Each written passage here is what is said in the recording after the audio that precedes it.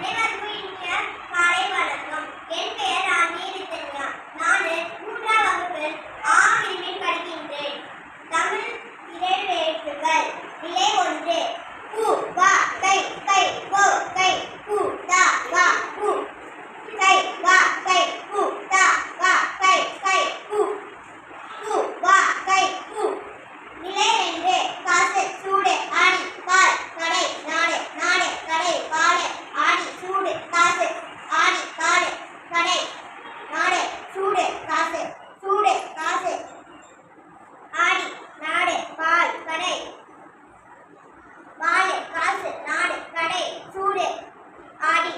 நிலை 3. கூறு நூல் மேலே மழை கண் பசு செடி செடி பசு கண் மழை மேலே நூல் கூறு கூறு நூலு மேலே மழை கண் பசு செடி மழை மழை கண் மேலே பசு நூலு செடி